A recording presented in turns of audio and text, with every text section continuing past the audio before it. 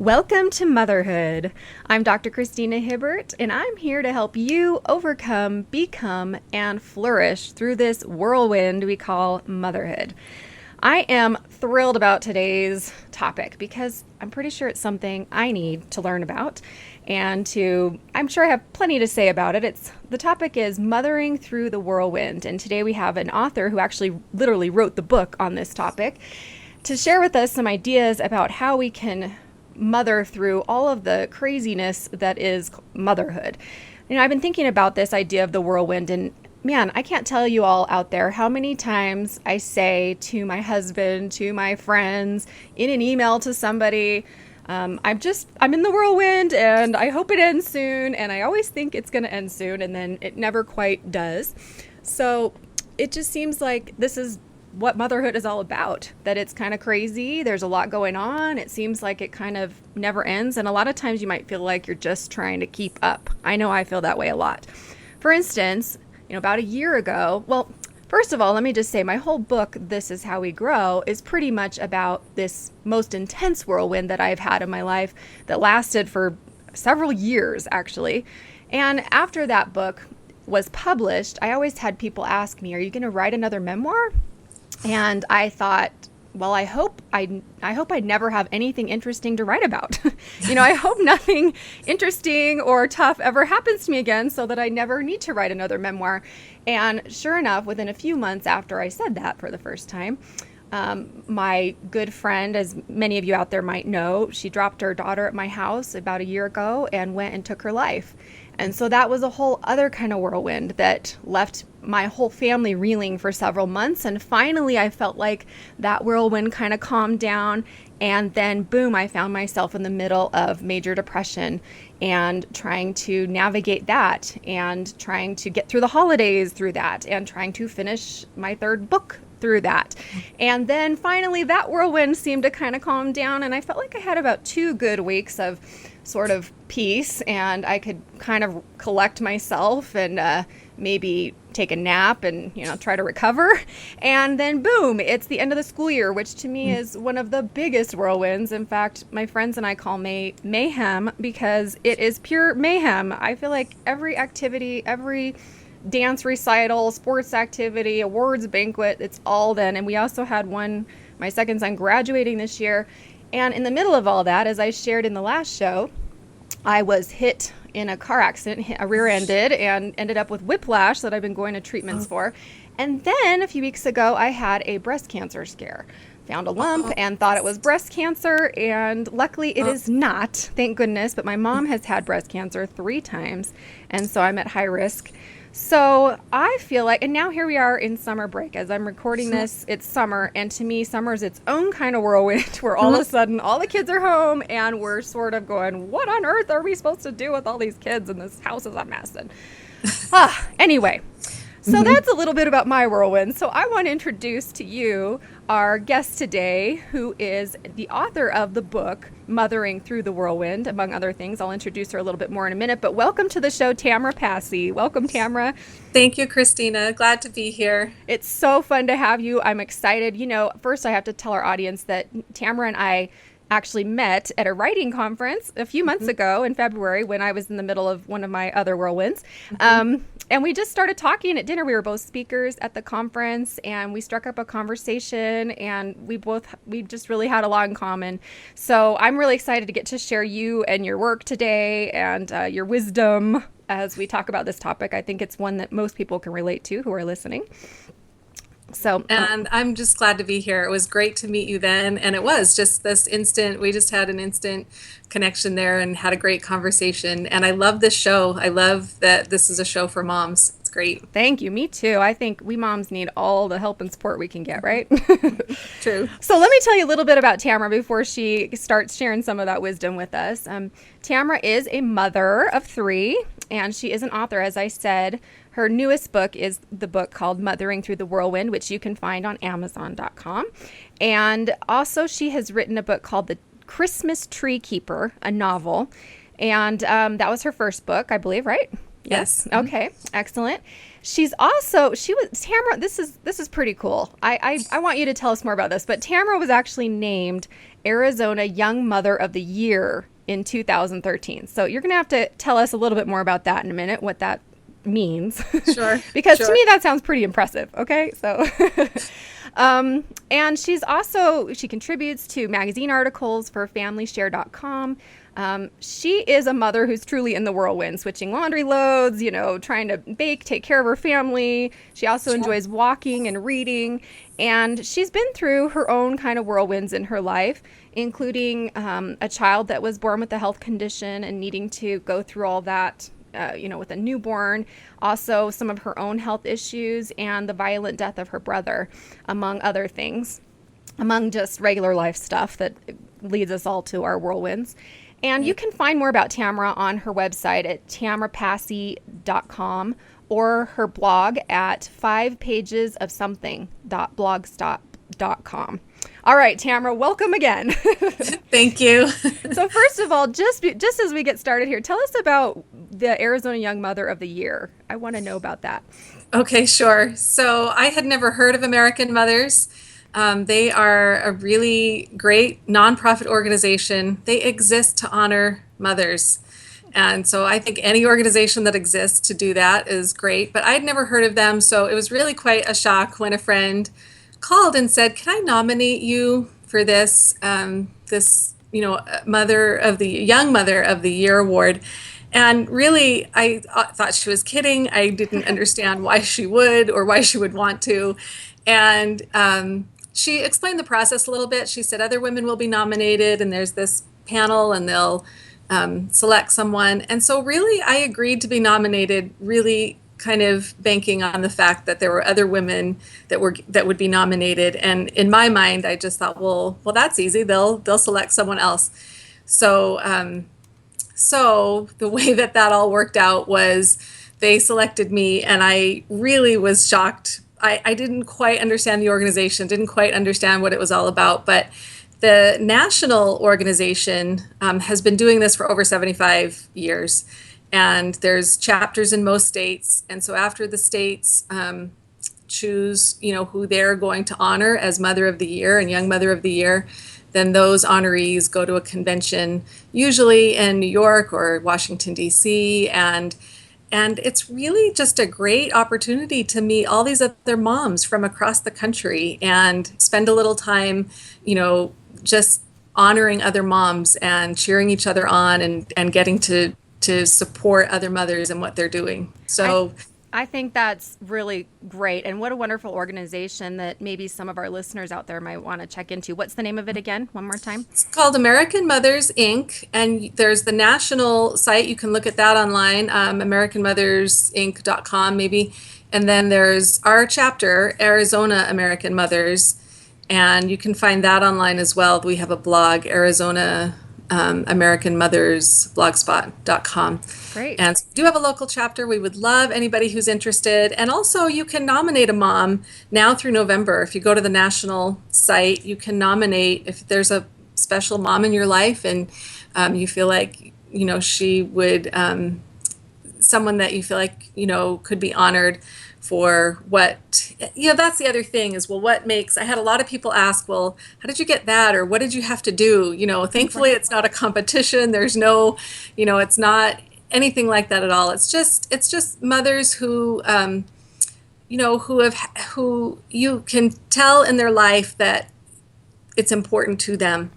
And there have been so many different kinds of quote unquote mothers of the year. It's not like women who are perfect at what they try to do. There's no such thing as that. It's just women who find that role important. And there's some mothers of the year that have literally one child and some that have 10 or 12. So it's not any one requirement. It's just honoring moms who are in it and find it important. So that's great. That's great. So any of you out there, you can check that out or nominate someone that you think is important. And so let's transition here into the main topic of this idea of the whirlwind. So I just shared a little bit at the beginning of some of my whirlwinds. I do feel like the whirlwind kind of never ends. I feel like it just transitions into a different whirlwind, you know? Right, Right. right. So And I how, loved by what you said in the opening, I loved as you described that, it's a perfect example of how it's usually never just one thing. right. And we as moms don't mother our children in a vacuum. We don't mother our children in some kind of environment where nothing else is happening and nothing else is going on. We have lives and we have these challenges to face, and the whirlwind can be good things too. Like you mentioned, graduation, and that's an exciting time, and there's a lot of joy, but it can also include stress. And so it's usually this combination of things that are happening in our lives. And by the way, we're raising our children and hoping that we're caring for them in the best way. Right. I have a story to kind of illustrate this point. I recently started this radio show, obviously, and my revisions came back for my third book that is due in 2 weeks.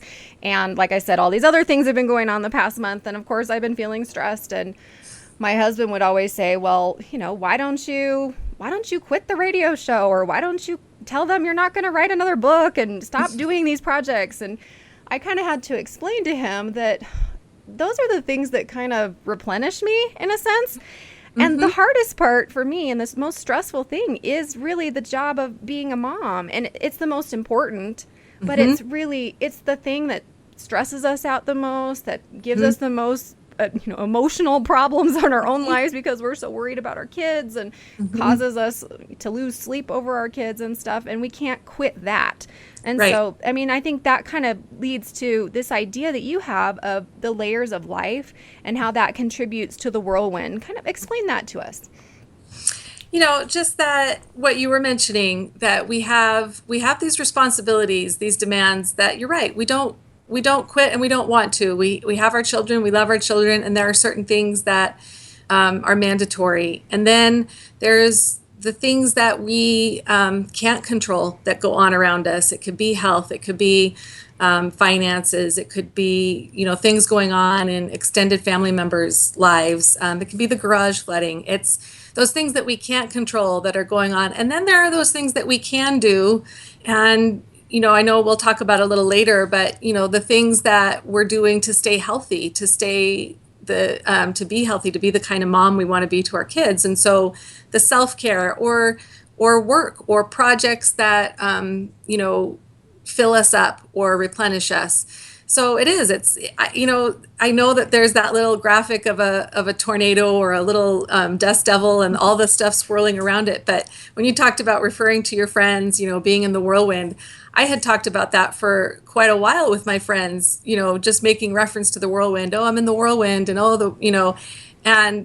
and there was a quote that I'd heard, and when I heard it, I loved it. And it was Neil Anderson said, "Don't let the whirlwinds drag you down." And it's just a simple thought, but really, truly, doing those things that replenish you, that fill you up, that give you that energy to go back to some of the more demanding things are so important.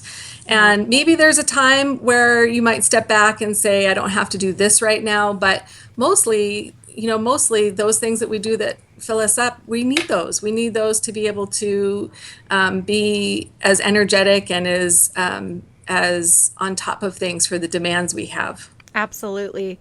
And I love that idea of the layers of life, because I think about that often, just the different components to life. And like you said, it's not always that it doesn't mean just because we feel like we're in a whirlwind doesn't mean that it's all bad. There is such a thing as good stress and positive stress. I mean, happy things like your work, or like you say, graduation, or transitions with kids growing up and leaving the home or whatever. In a sense, they're good, but they're stressful too. So, Right. it is kind of that mix. And one way that I conceptualize it, and I know that you kind of briefly touched on this, is the seasons of life. And This Is How We Grow, I talked about the seasons of growth and how we go through different seasons. So the fall is the times of life when we have great change, and when it feels like all of a sudden the weather's starting to get colder, and that could be a hard change, like a death, or something really bad in your life that feels bad to you. Or it could be something that you invite in, like, hey, I'm going to publish a book. I mean, that's Right. a big change, right? It takes a lot Right. of time. And True. and then we have the winters where where you really are kind of in that cold place where you might be feeling depressed or grief stricken or whatever you're feeling. And we kind of need to, as I say, take shelter in winter and kind of go internally and figure stuff out. And that's kind of the lesson of winter. And then we have our springs when we're feeling better. We're trying to emerge, but spring up here in Flagstaff anyway. I know you live down in the valley, which in Arizona, which is hot. And up here in Flagstaff, right now it's summer and it's been raining all week. And it's just so unpredictable in the spring up here in Flagstaff. And that's kind of how it is in our lives. We try to come out and then we're not quite ready. And then finally in the summer is when we get to shine. So we have these seasons of growth, but also in addition to that, we have, as you mentioned, the seasons of life. So those listening out there, some of you might be in the season of little babies. And that's a whole season in itself. You're exhausted, you're not sleeping, you have no time, you can't even take a shower, right? And then you might have the season of, when you have kids all in school and activities and they're older, so maybe you're able to sleep through the night, but you're just sort of trying to keep up with all their stuff. And then you have the seasons when they're teenagers and that makes you not sleep for a whole other reason. And then you have the empty nest, which is a whole other season, right? So these seasons of life can also contribute to this whirlwind too. So the question, and you were kind of touching on this, is you have this concept in your book about being a dedicated caregiver. And I know that you were touching on some of the things that we can do to kind of take care of ourselves, and we will get into that a little bit more. But first I want to, explore that idea, being a dedicated caregiver. Kind of tell us what that means to you, Tamara.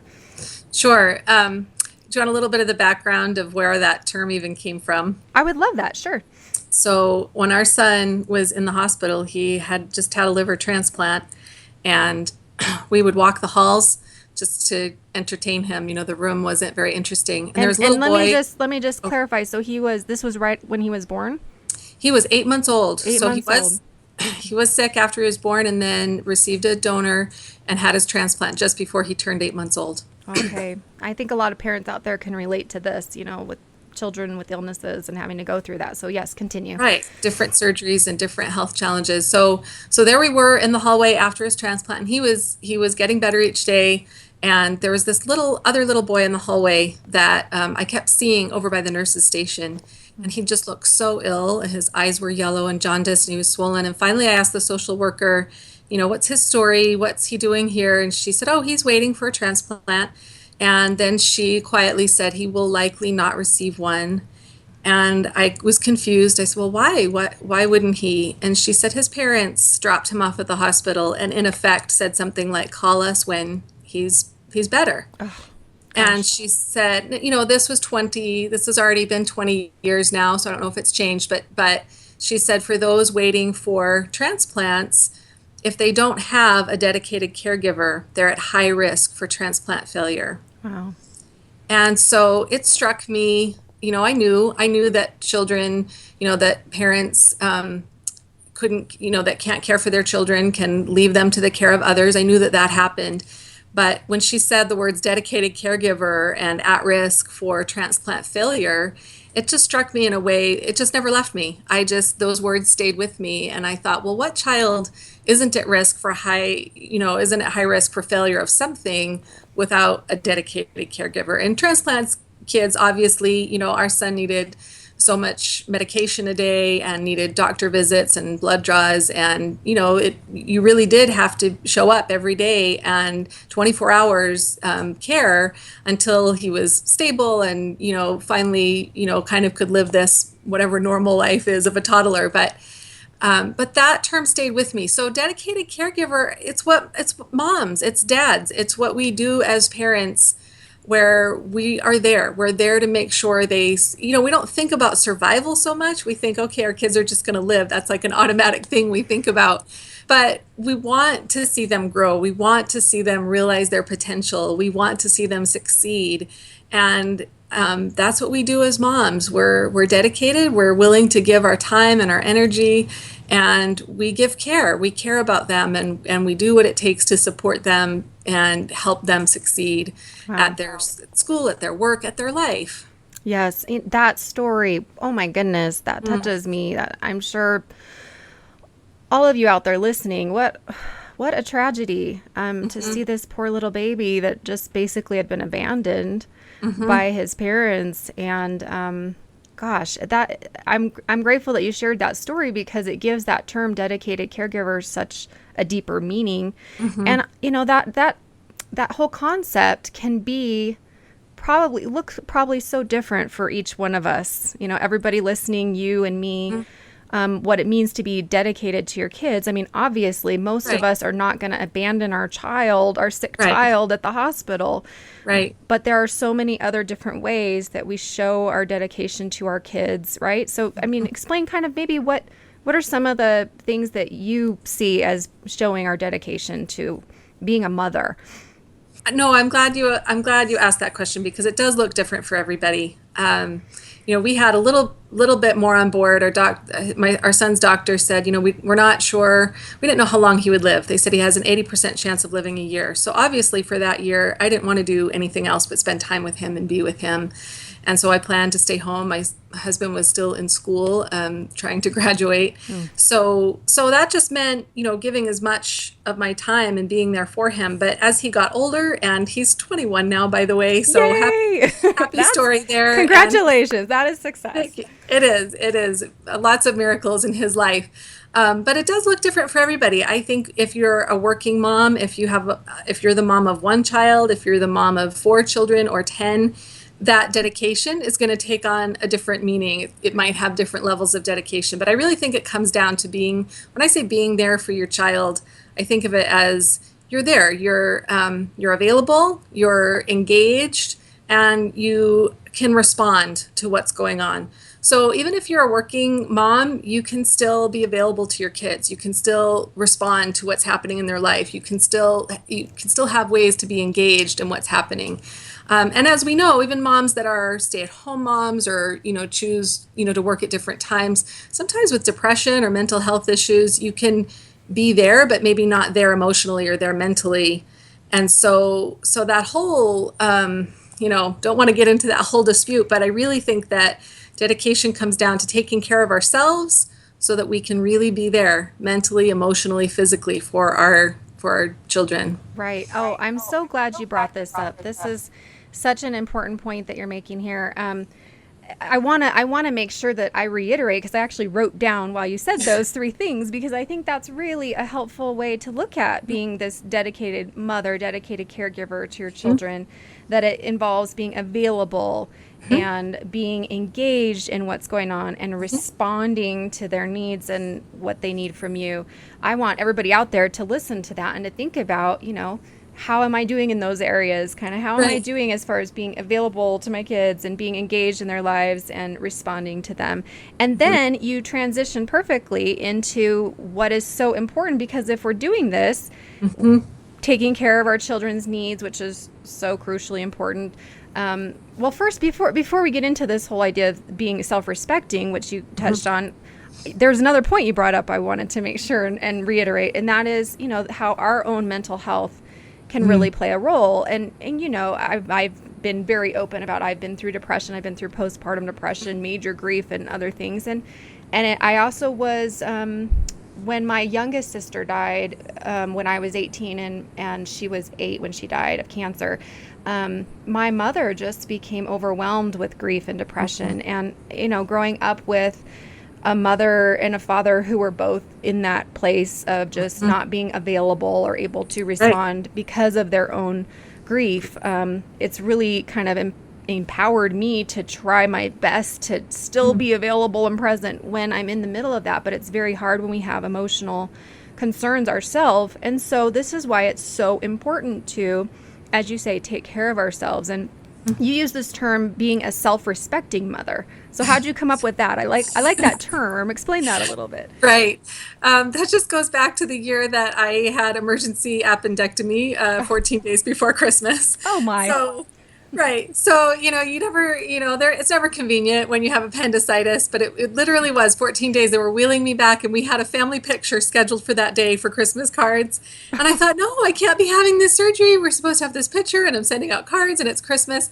So, and it's abdominal surgery, so I couldn't bend, lift, drive, and Oh, it's Christmas. That's when you're doing all the bending, lifting, driving. of And course. so I was just in this place where I had to recuperate, I had to convalesce, and I was sitting around watching the Antiques Roadshow, and you've seen the show. They bring an item up, and the We've owner all doesn't seen know the if it's worth show. anything. Yes, it's in the Absolutely. garage, dust covered, and they find out it's some painting worth thousands of dollars, and they're so excited, and they say, okay, I'm going to go back home and give it this place of honor on the mantle or take care of it. And I just sat there and I thought, okay, so I've been feeling like such this ineffective mom because I just couldn't move, lift, bend, drive, anything, and really came to understand, you know what?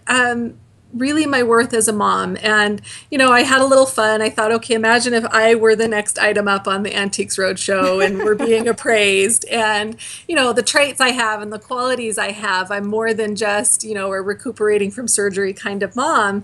And so it just started me down the road of thinking about what I do to give myself that place of honor in my own mind, in my own, I think that's where it starts. And so this idea of a self-respecting mom, of doing the things that, we have to respect ourselves first before we can expect that from anybody else. And so a lot is said about self-care and taking time for ourselves, and that's so important. I think I touch on the book a couple of things like having integrity, knowing ourselves enough to know when to say yes, when to say no, that it can be different from day to day or season to season, as we Let, talked let's about. let me stop you there and let's talk about this because this is I think integrity is such a beautiful, I love the whole concept of integrity, like value, I should say. Hopefully it's a value and not just a concept. But Right. before we talk about that, I also loved what you said about giving ourselves a place of honor, like you would put on your mantle, and Right. honoring ourselves as mothers and seeing that we're more than just like a lot of times I say, you're a mother, and there's the job of mothering, and then there's Right. being a mother. And Right. sometimes I hate the job, I hate the cleaning or the cooking, or I'm just tired and I need sleep or whatever. Sometimes I don't love that all the time, Mhm. but I always love being a mother, irregardless. And we need to honor all the parts of, being a mother. And it's not just about that job. It's about who we are and how we grow and who our kids, who we can help our kids become and all of that. And you're right. Self-care is so crucially important. And so you talk about integrity as part of self-care. So explain, how would you define integrity for people out there who aren't sure how to kind of define that? Right. Well, sometimes we think of integrity as being honest or, being truthful, and that's all important. I think of integrity as this wholeness, this, being whole and living this whole life, this full life. And having integrity for me means being true to myself. And if I'm asked to do things, you know, not saying yes out of obligation or out of guilt, or being able to say no because I've said yes to other important things like my family. Having that integrity means,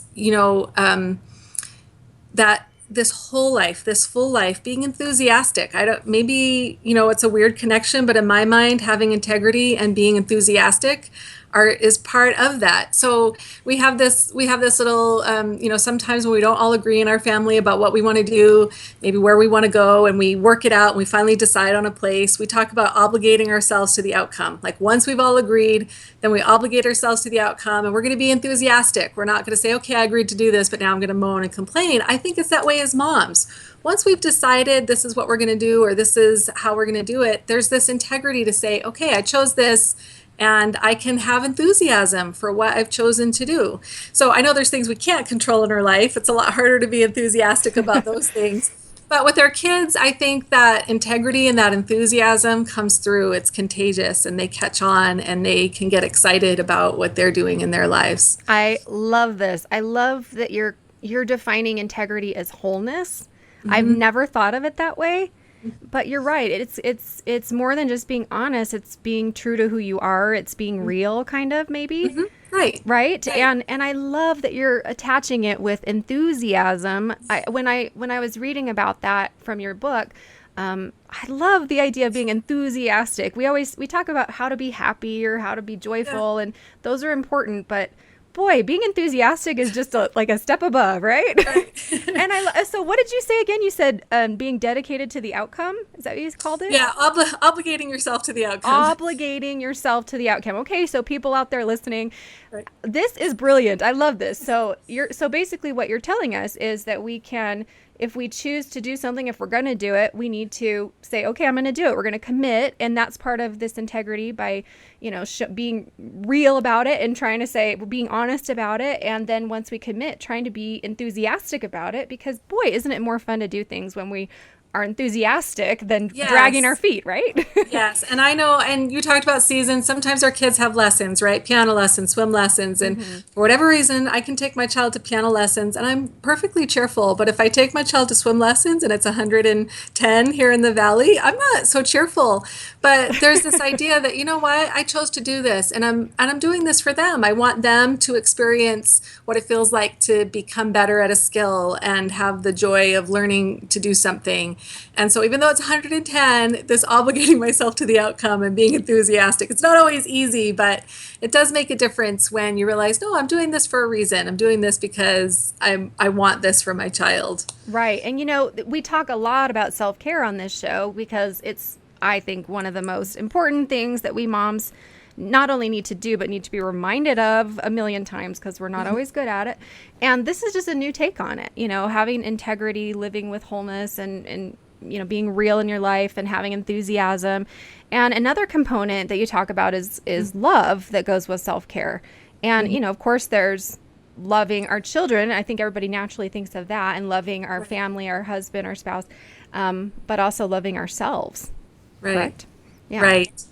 I did write something in the book. It created some strong reactions among readers because I said mothers need to be more loving. But I go on to explain it really quick because mothers are loving. Mothers are so loving and so dedicated.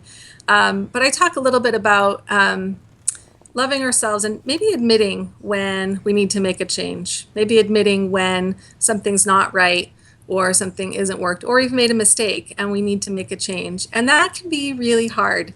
It's easy to say, it's easy to write about, but that's the kind of love where, if we stop and we do that, our children need to have a parent that can stop and change course and say, nope, that was wrong, or I made a mistake, or we can do this differently, or we can do this better, because they're going to have places in their life where they need to do that. And so there's all kinds of definitions of love out there. And this was just one idea about, as a mom, to really truly love ourselves, we do. Sometimes we just need to stop and take a little inventory and see if there's anything we need to change. I love that. I mean, obviously I'm biased because I'm a psychologist and my whole world revolves around making change and helping people make change. And I can definitely vouch for the fact that making change, like you said, is very hard.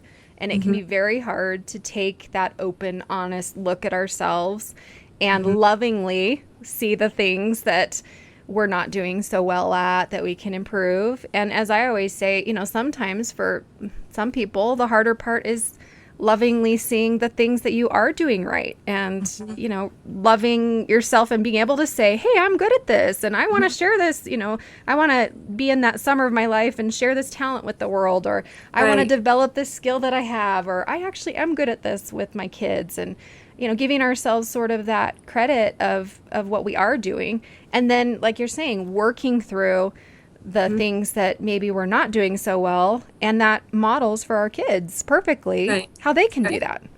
Right. And the other thing that happens too, when we raise our kids, we look at how they could be better or need to be better, or they need to change, or they, if they've made it. And it's so easy as a mom to step in and say, hey, that you need to do that differently, or you need to stop doing that. And when we are doing that in our own lives, we just develop so much more patience, so much more compassion, because we know change is hard. We know it's easier said than done. And we can offer that patience and that compassion to our children when we're seeking it in our own life, trying to improve and get better. And so for me, when I'm making that effort, I'm so much more patient with my children. When I get patient, I think, oh, okay, I've slipped into that belief that it's just instant, that you can just instantly be better for the wanting of it. Right. Oh, that's so important. And you're right. Modeling patience and teaching kids how to be patient is truly important. I think about this a lot, and I feel like that this is one of my strengths. I'll go ahead and own it. I feel like one of my strengths is to see my weaknesses and to work on them. And, I do. I try to teach my kids how to do that too, because I do think it's hard. As I said, I think one of the most popular questions I get from people is, why is change so hard? And, I spent a lot of time in my early years as a psychologist trying to come up with good answers for that. And there are a lot of different answers, and I think we all have our own different answers for why change is hard. But the point is, it is hard. It is just hard. It's hard to change when you've been raised a certain way, when you've been taught to believe a certain way, when you've been practicing these skills or these two things that you're doing in your life for forever, and then you suddenly have to try to do it in a different way. But yet, you're right, we're trying to teach our children to do exactly this. And so, for everybody listening, I guess we can ask ourselves, how am I doing at sort of this honest self-appraisal and a little bit of evaluation, although I want to kind of point out there, I know you know this, and everybody listening probably knows this, but we need to be careful also when we evaluate ourselves, not to change our own self-appraisal into a comparison with other moms. Right. I mean, doesn't this happen all the time, that moms, instead of looking inside and going, how can I compare myself to my best self and improve myself to become my best self? Right. Instead, we go, oh, how can I'm comparing myself to Jane down the street, who seems amazing, and she always looks perfect, and her house is always clean, and she never yells at her kids, and she's always happy. And let me just tell you, people, Jane down the street is not all of that. I know for a fact. I always talk to the Janes and tell me, I'm telling you, they all have the same kinds of problems that we have. It's just what you see on the outside. You're just seeing them at their best versus seeing them at their real, Right. And I think it's a natural habit where we compare somebody's outside visible life to our inside invisible life. We compare what they look like on the outside to how we feel on the inside. It's always apples and oranges. And I have this little motto that says, be daring, stop comparing. And I love that. I really feel like when we decide to do what we are sent here to do, what talents we have to develop our talents, and be a little bit daring at, looking inside ourselves and saying, what do I have to offer? Then we stop comparing. We stop worrying about what other people are doing so much and how they're doing it, because we're focused on our talents, sharing them, developing them, and just trying to be our best selves. And like you said, not better than someone else down the street. A huge mental shift for me when I thought, I can be, it's a little bit hard to get outside your comfort zone, but just to be a little bit daring and stop comparing makes all the difference with just feeling, better about yourself. I love that. And I love how you said that our we compare our internal world to their external. I've heard this said in different ways. Some people say we compare our worst to their best, which we also do. But I've never really heard it in this way of comparing our internal world and all that complexity that is the female brain and mind and body and spirit. And we compare that to what we see, just this external picture of somebody else. Right. Yeah. And we can't know what's in their heart. We can't know what they've been through, but we know what's in ours and we know what we've been through. And so you're right. We have all this complexity going on inside, and we just have that two-dimensional image of what they appear to be. And so it's just a faulty comparison. Right. So and I love your motto, daring and not comparing people. Yeah, be daring. Yeah, be daring. Stop comparing. Stop comparing. Okay, we're going to all write that down and put it on our wall. If anybody out there has an issue with comparing, write it down, put it on your wall, and that'll remind you every time you're tempted.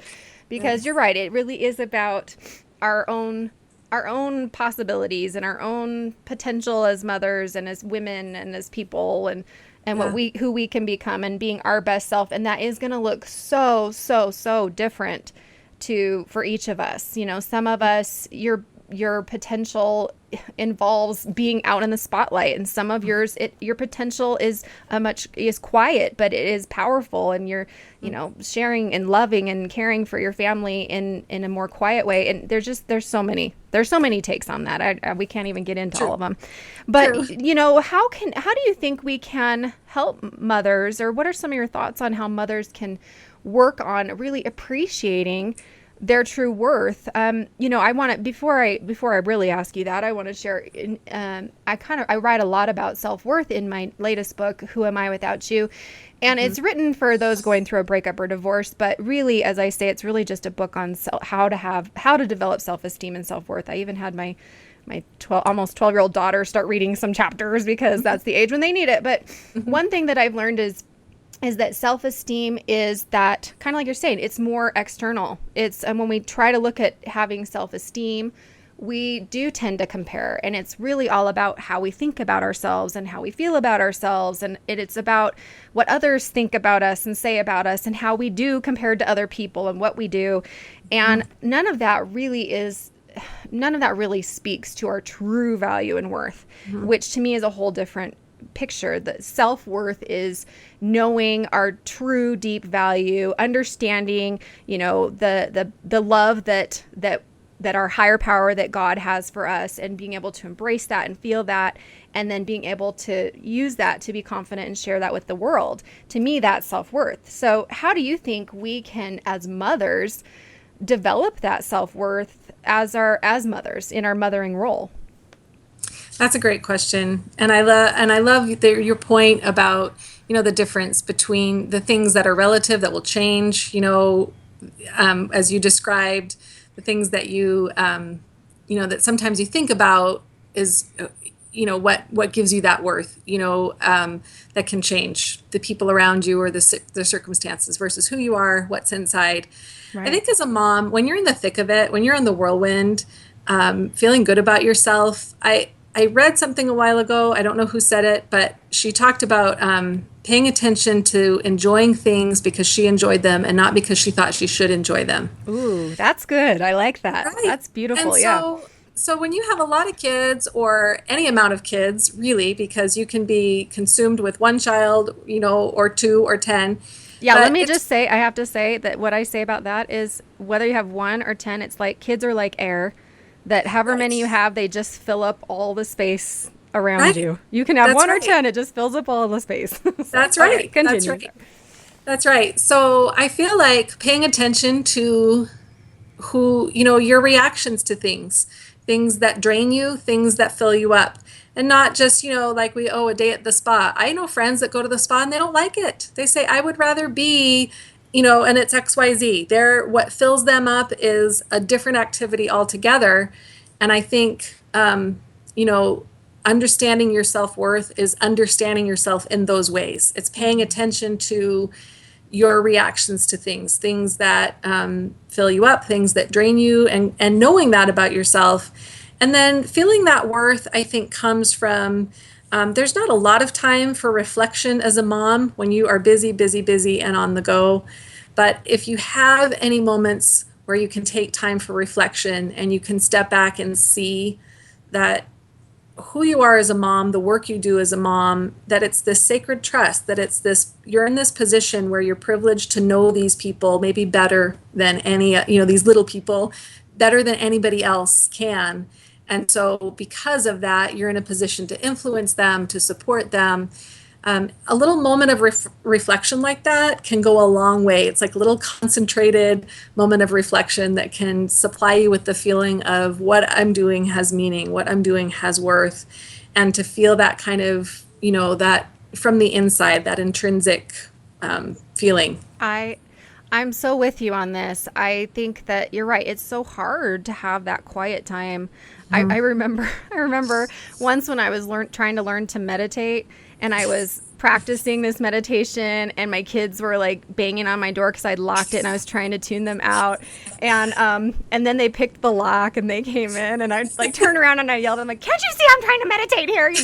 It's like, perfect. I'm trying to be spiritual, kids. Can't you see that? Get out of here, and here I am being totally non-spiritual, non-loving, Anyway, but it is Classic. hard. And the way I see it is we have to practice. We have to purposefully put those moments of reflection in our day. You know, all of you out there, I'm sure you can relate to this. It's sometimes you have to do it while you're in the bathroom with the door locked, or sometimes I have to go in my closet and hide literally from my kids because I just need a moment of quiet. But you're right, when we calm our brain down and we practice it by putting it into your day every day and making it a priority to have a little bit of quiet time to kind of reflect. And as you know, I'm a big journaler. Grab a book if you're a writer, or if you like to journal, or even if you don't, you can record into a recording and just talk about your life to yourself. And you learn stuff and you can understand stuff and you start to see the beauty of the mothering experience amidst the whirlwind, and you start to see your worth as a mother and how you really are making a difference. And I really think that's an important point. I also really loved how you talked about now I can't remember. Now I can't remember. You said something else that was really good, and if I remember later, I will bring it up, but I can't remember right now. But it was really good. Whatever you said, it was brilliant. So thank you. We'll play it back. We'll hear it. Yeah. We'll hear it later. And if I remember, I will bring it back up. But, you know, this kind of, as we're talking about evaluating ourselves and sort of taking this time, you talk about finding a metaphor for mothering. What do you mean by that? All right. So, you know, I didn't really try to do that years ago. I didn't say, okay, I need to have a metaphor so I can be a good mom. Like, that was really not on my radar. It kind of came from so I have this son who had this transplant, and a transplant isn't something you just walk away from and you're done. You know, his life has just had part of his life has included doctor visits and blood draws and lots of trips to the pharmacy and to, you know, just that's just part of his life. That's just who he is. And he's had really good health, but that all included. And so I mentioned a little bit in the book about how I never really was concerned early on. This was just what I was doing as a mom. And then over the years, I realized, okay, other moms aren't going to the doctor with their kids quite as much, quite as often as we seem to be going. And then finally, much later, you know, with more kids that joined the family and my own health things. And I just thought, is this what my life is? Is this what it is? Is just a doctor's waiting room? Is this where I'm going to spend all my time? And it was a little bit discouraging. And until I think I had another, you know, experience I'm thankful for, where I went with my son to see his doctor, and this doctor was explaining treatment options for my son. And my son was now technically an adult, so he could make these decisions on his own, but I was there. And as the doctor explained these treatment options to him, he said, you know, if that's what you choose, I will walk this path with you. And it was kind of quiet in the room for just a minute. And, you know, my son was thinking about what he was going to do. The doctor was waiting for his answer. And there I was, remembering myself as that 20-something-year-old mom in a hospital hallway with this little baby, and hearing the words dedicated caregiver, and thinking, okay, I can do that. I can walk this path with my son or my child. I can do that. And so that became my metaphor of sorts, where I just, when I remembered that experience, when I thought of those words, some of the harder things I could handle, I could face, because I knew what I was doing as a mom. So my metaphor is a little bit sentimental and you know, has all that emotion. Somebody else's metaphor might be a lot more fun. Doesn't have to be quite that sentimental. But I think that by finding a metaphor, by thinking about what you're about as a mom, what you want to be about as a mom, and you find something, it could be an experience, it could be, you know, maybe your favorite memory as a family, or it could be something that meant a lot to you as a child, anything that speaks to you, where you can kind of go back to that, you know, when things get tough, or there's a new whirlwind in your life, and you can, you know, for me, it's when something new crops up and I think, no, I will walk this path with you. Oh, that's so beautiful. What a touching story. That really made me feel emotional with you. And I love that your metaphor has such meaning behind it, you know, and that it came from such a deep personal place. And what an experience, you know, with you and your son all these years. And don't you love that? I mean, that's one thing for you moms, young moms out there, the ones that are just starting, that I love hearing these stories of when we get older and we sort of do realize our value and our worth, and we do realize sort of what we've been able to do, and we do see our strength over the years, and we do see that these positive outcomes do happen. Because sometimes when you're a young mother just starting out, you start to feel like, oh my gosh, are they ever going to leave home? Am I ever going to sleep again? And the answer is yes. And yes, they will leave home and you will cry. I cried for weeks when my first son left home. I was so shocked. But I love this idea of having a metaphor for our mothering experience. Several years ago, when I was going through my craziness, my major whirlwind that I wrote about, and This Is How We Grow, I had this time where I was kind of doing like you were saying. I started to realize, what am I really trying to do here as a mother? We just kind of do it because it is a whirlwind, and think of whirlwinds. They're like tornadoes. They catch you and carry you off, and you land, and you're like, where am I now? I don't even know. How did I get here? Yeah, exactly. How did I get here? Right. So that's where I was in the middle of this, and I started. One thing I did, and you listeners out there can try this, is I tried to envision myself at the end of my life. And I imagined that I'd lived to a ripe old age, and that I knew I was going to die or something. I tried to make it happy because it sounds kind of morose, but really I tried to imagine that it was kind of like a living funeral before I died. And what would my kids say about me, and what would my family say, and my friends, and the thing that really stood out for me with my kids at that time of my life was that the first thing I thought they would say was, boy, my mom sacrificed for us. Because at the time, I really felt like I was majorly sacrificing. Suddenly, I had 6 kids. I was completely overwhelmed. And I would say that all the time. I would say, can't you see what I'm doing for you? Can't you understand? And of course, they couldn't understand. They were little kids. And why was I saying that? And luckily, it wasn't going on too long before I did this exercise. And I realized I do not want my kids to just say, I sacrificed for them. I mean, that's great. We want to sacrifice for our kids. But I wanted them to say that I was fun. I wanted them to say that I taught them, that they learned a lot from me, that I was wise.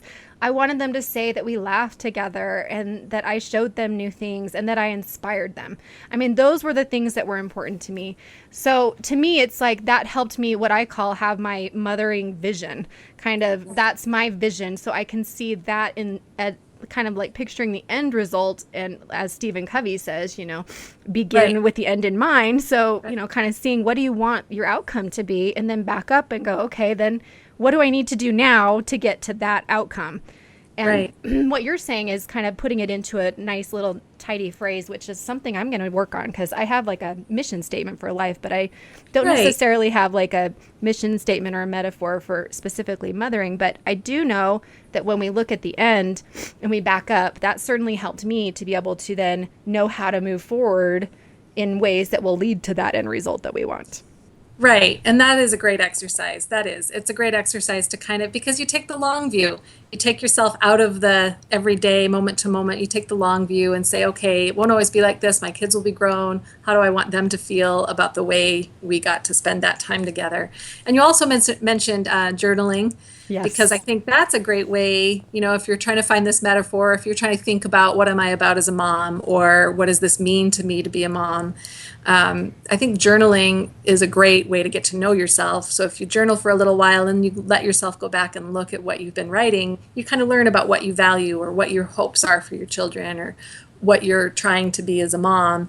And that can kind of, rather than just sitting around thinking about saying, okay, let me pick a metaphor, it can take some time. It can come to you. Yes, you're right. And you can actively work on it, like you said. And I like that you said it takes some time, because it really does. It's kind of like I've been teaching in my personal growth group, which, by the way, everybody, is free online. You can sign up on my website.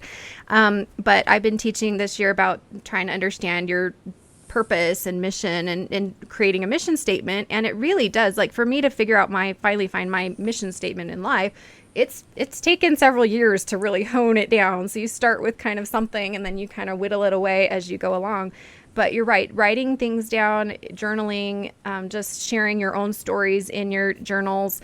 I also have a journal. Well, I'm kind of a fanatic about journals. So you people out there listening, you don't understand. You don't have to do all this, but these are just ideas. Right. I have a journal for my kids that I write down all their experiences and some of the interesting, funny things they say when they're little, or things like that. So, and we love to go back and read through those, and they can learn about how they were, and learn about how they're growing, and then writing in your own journal about your own experiences. It helps you to not only record them so that maybe later, if you feel like it, you can share them with your kids, but also, like you said, to go back and learn. And gosh, how many times have I gone through, and I do go back and read my journals. I've been journaling since I was 12, and I go back and I read them, and when I do, I a lot of times learn, oh my gosh, look at what I taught myself. I wrote this down 10 years ago and now I'm remembering it, So we actually teach ourselves through doing that, and we remind ourselves of all that we are doing right and all that we are learning and how we're growing as mothers. Mm-hmm. So that's a really important point. So as we kind of wrap up here, what would you say, kind of what are your last words of wisdom? This has been, I really mean it when I say this. This has really been a meaningful conversation, and I've learned a lot from you today, and it's been really fun to talk about this, because I really do believe that everybody out there listening can relate to this idea of being in this whirlwind, and you've shared such important points on how we can sort of take a break or step out, take that time for ourselves, self-evaluate a little bit, work on changing ourselves and improving ourselves, make sure that we are dedicated in our own way to our kids, and knowing our value as mothers and being able to learn as we go. So what would you want to share kind of as your last little bits of wisdom here? Well, I don't know why, but whenever you say, oh, your last little bits of wisdom, my mind goes blank. But of course. Right. I have so many things going through my mind until that moment. But no, thank you for having me today. As I say in the book, it feels a little bit like we've been able to sit on our porch and visit. And, just as moms need to do for each other, we share our stories, we share what we've been through. And we are a little bit stronger because of it. And we know that we're not alone. And we know that we have each other. So I would say, find the friends that you have where you can share, where you can be open and safe and share. And so that we can learn from each other. That's a great thing to do as a mom. And then there was something else that, well, and just what I said before, like really with all the whirlwinds that we face, one thing we didn't talk about, I mentioned it just a little bit in the book, is anchors, all the different kinds of anchors you can have in your life.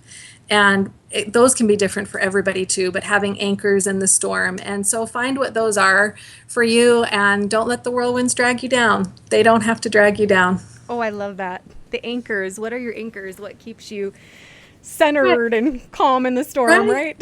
Right. And I think we are. I think So we talked important. a lot. I think we talked about them today. I think we touched on it. in all that we discussed, but creativity and the things that replenish you, or your faith, or your family, taking a nap, Yes. taking a vacation. There's so many different kinds of anchors, but find those, and depending on your situation, what you can do to stay grounded. I love that. What a beautiful way to end. And I also want to reiterate what you said about sharing our stories. I mean, your book shares a lot of personal insights. I mean, really, it's a very personal book, Mothering Through the Whirlwind.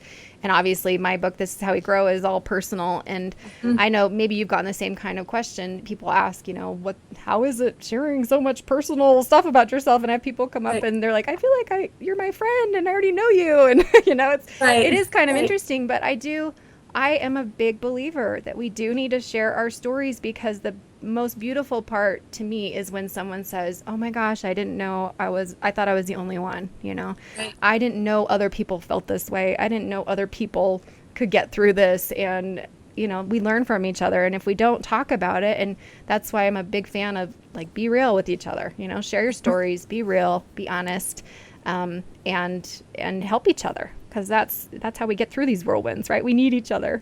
Right, we do. We need each other. And no one may face the same things you did. No one may face the same things I did, but we learn from each other the way we face our specific challenges, and we get that hope and that encouragement. So Absolutely. Well, thanks again for being here today, Tamara. And for all of you out there listening, I'm so grateful you joined us for this really fabulous show we talked about today with Mothering Through the Whirlwind. And be sure to go check out and get the book.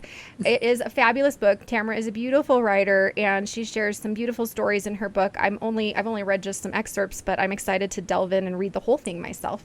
And you can get that on Amazon.com in print or Kindle, as well as her other book. And is that available on Amazon too? Yeah. And remind us of the title of that one again. That one's The Christmas Tree Keeper. It's a Christmas holiday romance, sweet romance. And it was pretty successful. So, when you're getting to the holiday season, especially, that's a great gift to get that book too. Yes. And what surprised me is people have found it in the summer and are reading this Christmas book in the summer. So, well, that's fun. We all need a little Christmas in summer, right? Right. So be sure to check that out, and be sure to check out Tamara on her website at tamarapassi.com. Correct. All right, great. And I hope that you'll also join me on my website at drchristinahibbert.com. And I usually tend to write about these interviews and discussions that we have. So hopefully the same week that this interview comes out, I'll have a little blog post about my discussion with Tamara about mothering through the whirlwind. And you can check that out, as well as many other tools, free tools on my website, as well as my personal growth group, and links to both of my books, This Is How We Grow and Who Am I Without You. And next time, I hope you come back and join us as we talk about the importance of fathers in our lives and in our children's lives as we get near to Father's Day. So I hope you'll come back and join us next time for that. And until then, I hope you will overcome, become, and flourish in your whirlwind of motherhood. Bye-bye, everybody.